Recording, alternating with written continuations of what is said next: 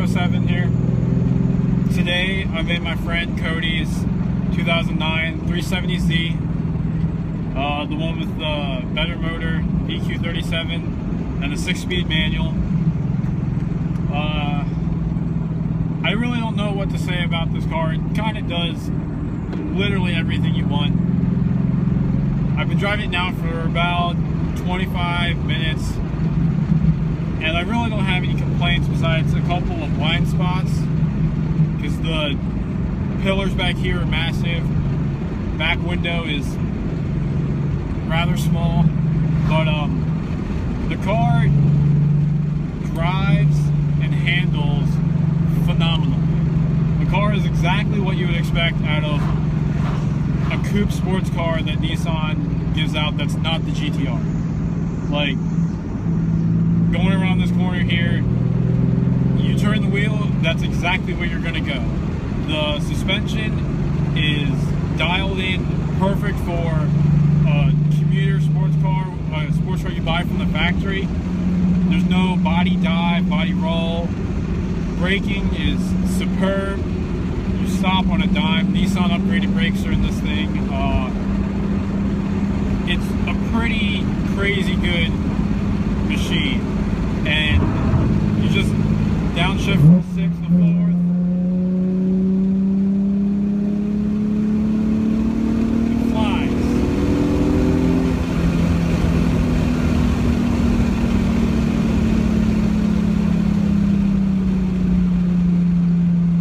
I'm on some back roads here, and no matter where I make the car go, that's where I'm gonna go. There's no question about it.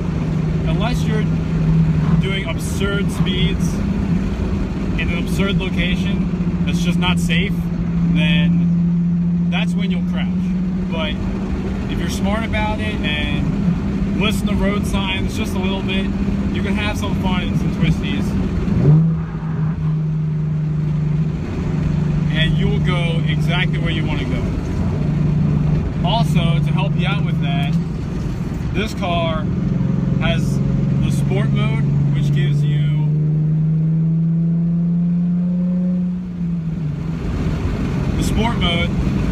the rev match help.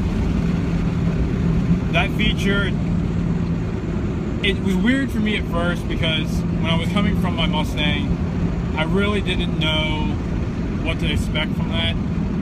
It weirded me out. Like, I was used to having to do that myself, plan for it, do it, and then move on. But when it does it for you, at first I didn't expect it, and then my friend told me, yeah, it does that for you. Just get ready for what gear you want to go into, let it do its thing, and then, you know, clutch out and feel the clutch, and done. Just done. And there you go.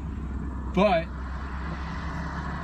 in the corners, and when you're trying to really drive spiritedly and try to do something, it's just one less thing you have to worry about, and it really helps that way.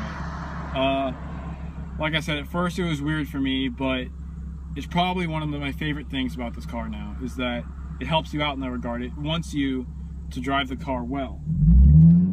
And so it'll do whatever it has to help you do that.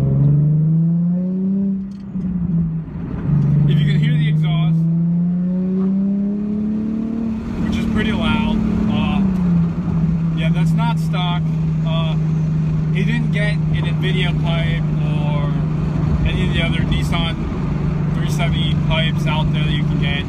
He actually went to his friend's shop and told him to just do a muffler delete. And so that's what this car has on. He just deleted the mufflers, didn't mess with the catalytic converters, didn't mess with any catback system, just took the mufflers out and the resonators to keep it that good deep tone, and he's done. And it sounds awesome. It doesn't sound like high-pitched and whiny. It has like a deep rumble that lets you know it's there, but it's loud enough to say, hey, I'm not an American muscle car, but I have some ass behind me. And so it does that well. Other than that, the car is pretty typical Nissan. You got all your tech stuff over here. He's got the nav screen. It's pretty normal. I like it. I think if someone wanted to buy this car as a daily, I'd say yes. Only be careful of the winters, because in the winter it's not going to be great in the snow. It is a rear-wheel drive car with a lot of power for how much weight this thing is. You'll really have to be careful.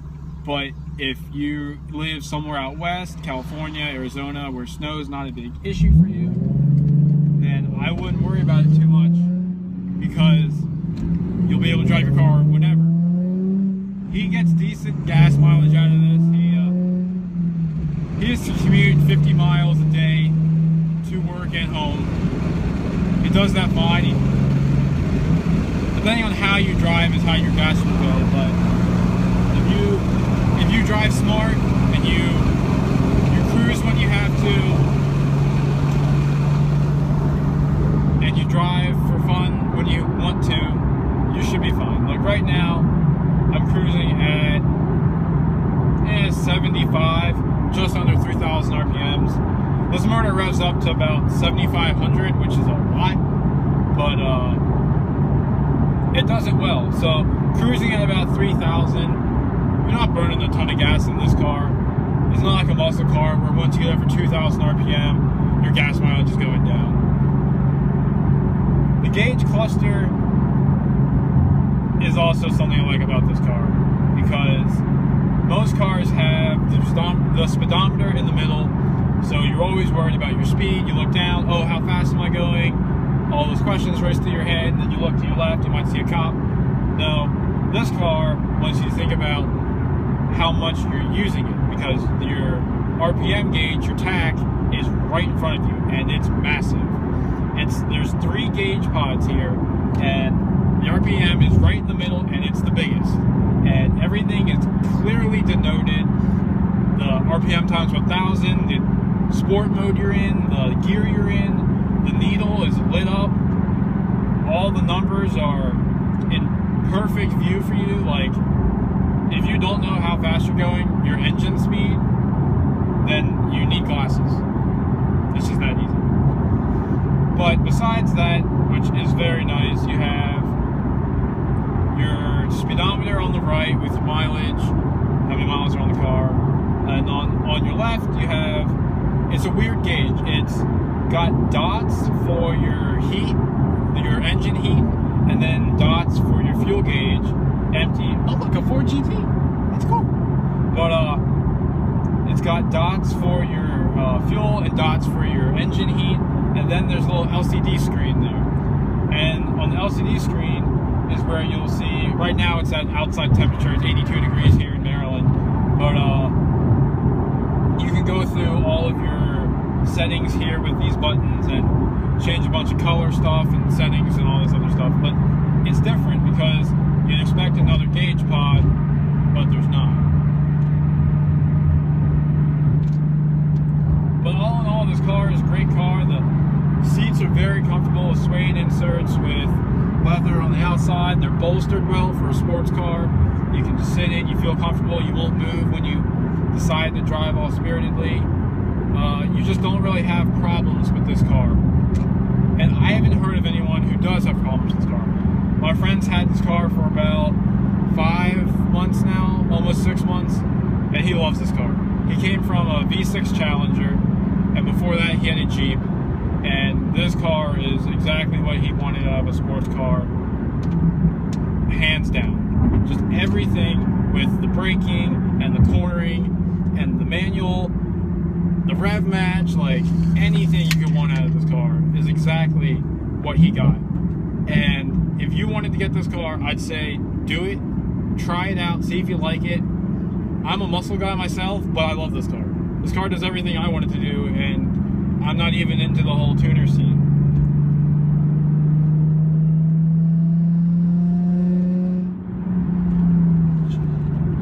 Okay, or don't let me over, that's cool too.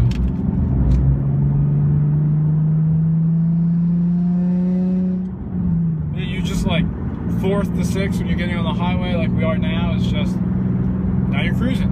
And you're cruising 2,500 RPM at 70. So pretty much any road, you're just high gear, you'll be good. Car pulls very well. It's got all the tech stuff you'd ever want. If I had to complain about this car, which I don't want to, but if I had to, I'd say that the blind spots really do mess with you a lot. It is sometimes really hard to figure out if someone's in your blind spot, on especially your right side. You really have to make sure you know who's around you all the time.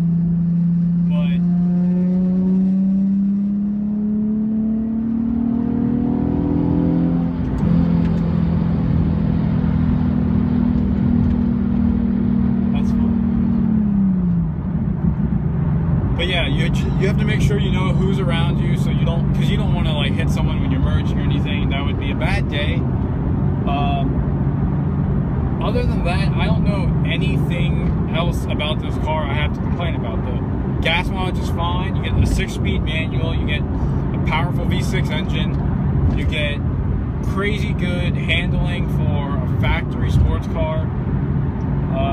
Prices are decent on these things now. You get between like 20,000, 25,000 to find a good one.